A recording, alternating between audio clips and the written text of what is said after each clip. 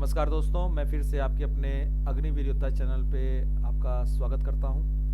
और जैसा कि आपको पता है कि इस समय ज्वाइनिंग और न्यू वैकेंसी को लेके बहुत सारी भ्रामकताएं जो हैं लोगों के अंदर फैली हुई हैं। तो सबसे पहले वीडियो डालने का सबसे पहला टॉपिक ये है कि जितने भी बच्चे 01 यानी कि 02 और ये 23 और 0124 इसको लेके जितने भी बच्चे परेशान हैं कि सर ये वैकेंसी दोनों का दिखा रहा है, एक का दिखा रहा है, तो मैं आपको बता दे रहा हूँ। सबसे पहला क्वेरी जो बच्चों का सबसे ज़्यादा आया हुआ है वो इसमें आया हुआ है कि 02/2023 की जो है अभी भी शो हो रहा है और 01/2024 ये भी शो हो रहा है।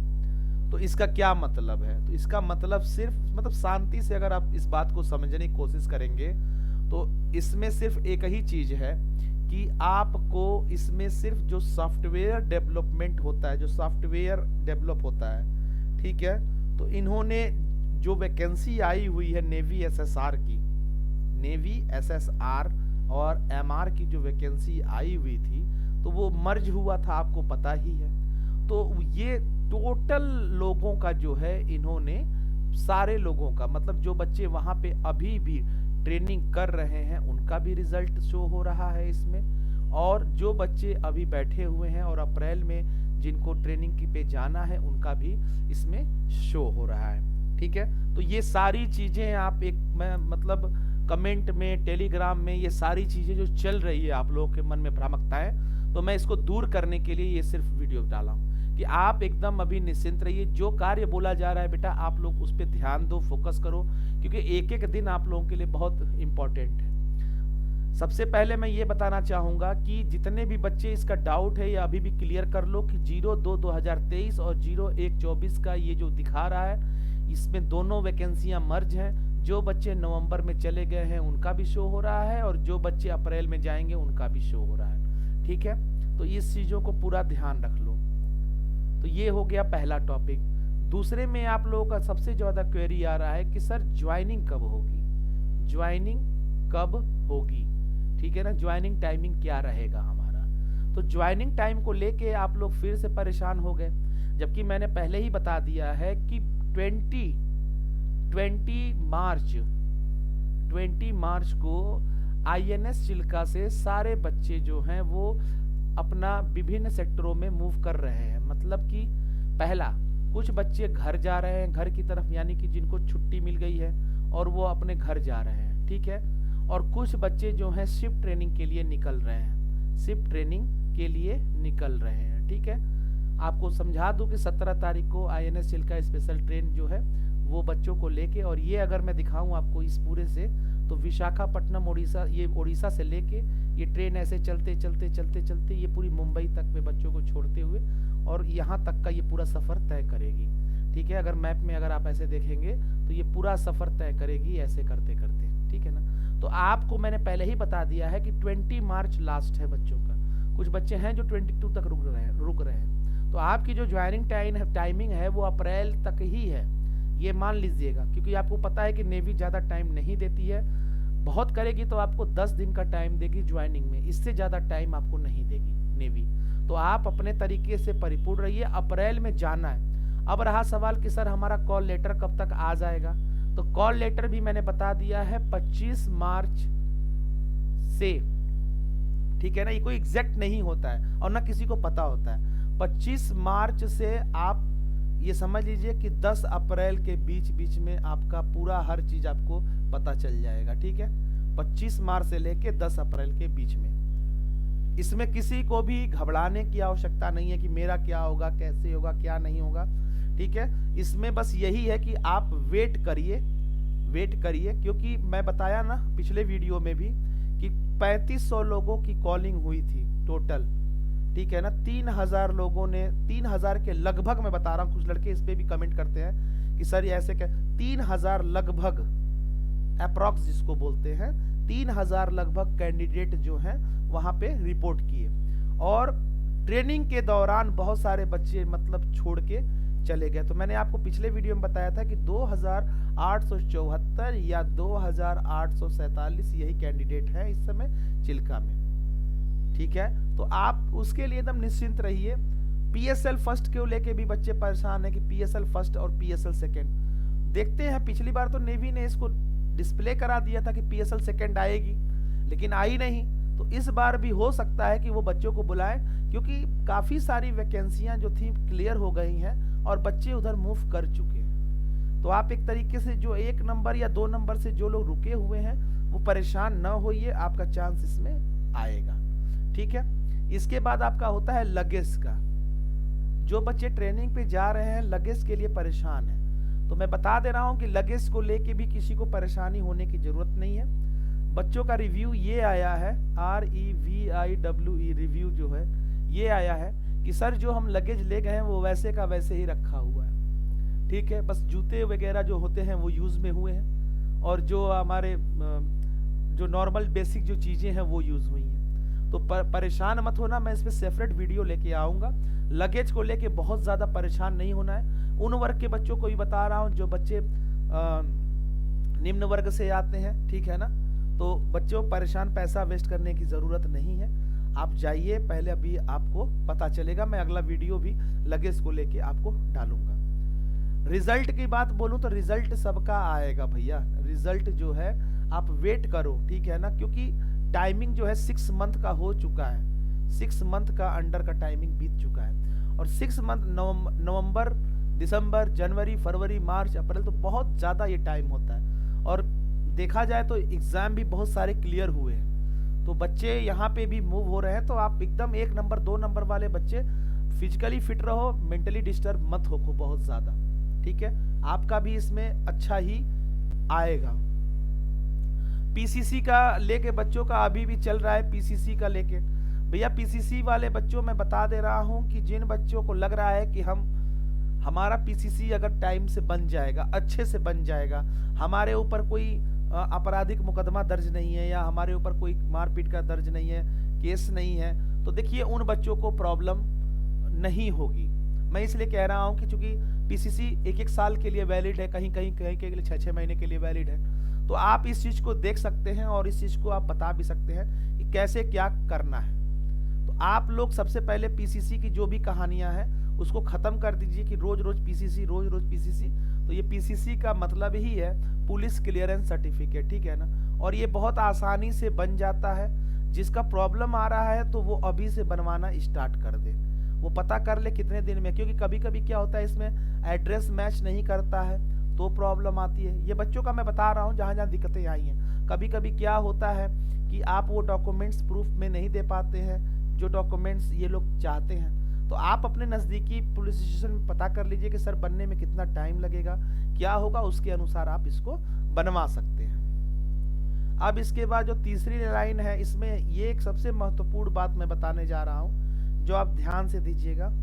जो भी बच्चे अग्निवीर ज्वाइन कर रहे हैं, अग्निवीर, SSR ज्वाइन कर रहे हैं, MR में तो एज खत्म हो जाती है, ठीक है, SSR ज्वाइन कर रहे हैं। बहुत सारे बच्चों की क्वेरीज ये आ रही है और पेरेंट्स की क्वेरीज ये आ रही है कि बच्चा 2nd ईयर ग्रेजुएशन में है इस समय, 2nd ईयर ग्रेजुएशन में है इस समय, तो क्या सर हम इसको ज्वाइन कराएं या नहीं कराएं।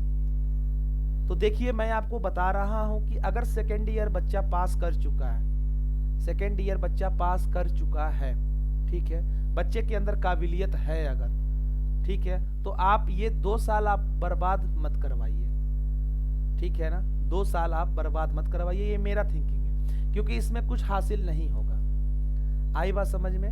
क्योंकि 2nd ईयर में आके बच्चा, हाँ एक चीज ये हो सकता है इसमें, एक ऑप्शन ये हम रख सकते हैं, प्लान रख सकते हैं कि आप जो है स्कूल में या जहां भी है आप कॉलेज में आप बात कर लीजिए, ठीक है, कि क्या हम इसको बाद में एग्जाम दिलवा सकते हैं। तो बच्चे का जब ये ट्रेनिंग कंप्लीट हो जाएगा 4 महीने का, ठीक है, और जब उसकी प्रोफेशनल ट्रेनिंग पूरी हो जाएगी तो फिर आप एग्जाम दिलवाने वगैरह का बात कर सकते हैं।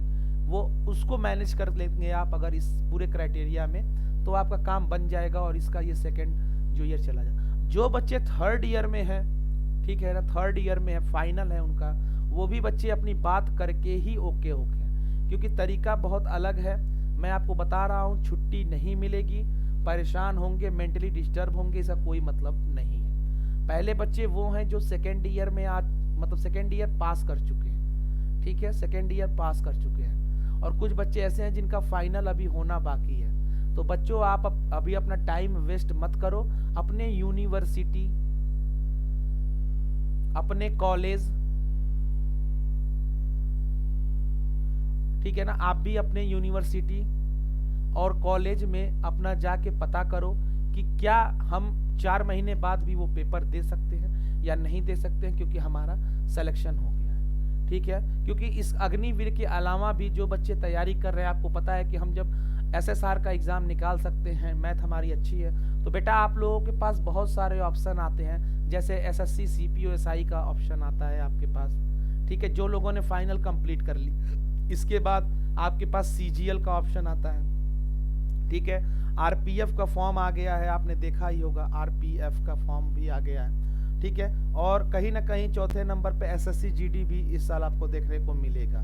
तो बच्चे आप लोग थोड़ा सा इसमें अपने भी दिमाग और विवेक का काम करिए, क्योंकि सेकेंड ईयर में आके छोड़ना, फाइनल में आके छोड़ना, ये मत करिएगा।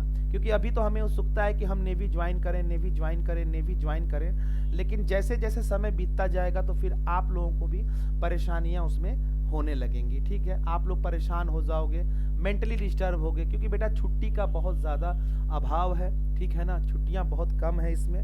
बाकी जो भी सरकार की नियम योजनाएं आएंगी वो तो अलग है, लेकिन अभी का जो करंट चल रहा है, क्योंकि जो फर्स्ट बैच आपका है, जो फर्स्ट बैच के लड़के हैं, उन लोगों का ये कहना है कि सर थर्ड ईयर में आके छोड़ना बेवकूफ़ी है, ठीक है ना। थर्ड ईयर में आके काफ़ी सारे बच्चे ऐसे मिले मुझे जो अपना थर्ड ईयर तक छोड़ दिए हैं, और छुट्टी का अभाव है, उनको छुट्टी मिल नहीं पाती है, क्योंकि छुट्टी आपके हिसाब से नहीं होगी। कुछ इमरजेंसी छुट्टियां होती हैं, कुछ मेडिकल छुट्टियां होती हैं, लेकिन छुट्टी आपके हिसाब से नहीं मिलेगी। अब वो डिपेंड करता है आपके कमांडिंग ऑफिसर पे, जो भी आपका वहाँ ऑफिसर होगा कि सर मुझे ग्रेजुएशन का पेपर देने जाना है, क्या करें, ऐसे वैसे।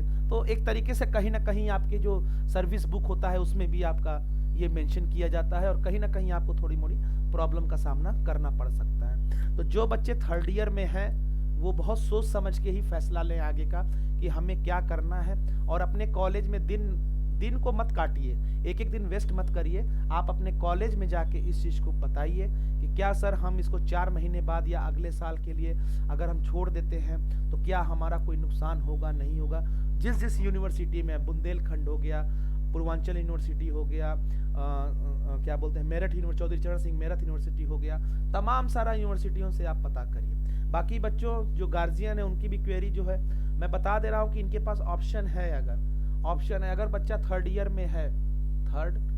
में है बच्चा अगर, तो पेरेंट्स से मैं यही कहूँगा कि आप लोग इनको मूव कराइए। जैसे अगर स्कूल से बात हो जाती है, कॉलेज से बात हो जाती है तो ठीक है, नहीं तो आप इनको SSC GD की तैयारी कराइए अगर फोर्स में ही जाना है। इसके बाद RPF का फॉर्म आ ही गया है, ठीक है। इसके बाद अगर फोर्स में ही देखें तो CPO SI आता है, ठीक है, CPO SI की इसकी तैयारी में बच्चे लग सकते हैं। और इसके बाद जो आता है ये आपका हो गया SSC CGL हो गया, ठीक है, SSC CGL का आता है, और भी तमाम सारी वैकेंसियां आएंगी जिसमें बच्चे अपना कर सकते हो। लेकिन बेटा मेरे हिसाब से थर्ड ईयर में आके थर्ड ईयर को छोड़ देना ये मूर्खता है, ठीक है ना। आप अपने कॉलेज में बात करके, ताकि ये आपका ईयर जो है ये लॉस ना हो, क्योंकि बेटा अप्रैल काफ़ी बच्चे, मैंने ये भी पता किया चिल्का में कि क्या छुट्टी मिलती है, तो इमरजेंसी छुट्टी मिलती है, कुछ बच्चे इमरजेंसी छुट्टी में घर आते हैं, ठीक है ना। तो ये कुछ बच्चे आते हैं, अब पता नहीं आपको एग्जाम देने के लिए मिलेगा कि नहीं मिलेगा। अभी तक तो कोई लड़का मुझे ऐसा नहीं मिला है जो एग्जाम देने के लिए ट्रेनिंग छोड़ के आया हो, ठीक है। तो ये अपने दिमाग में आप बैठा लीजिए।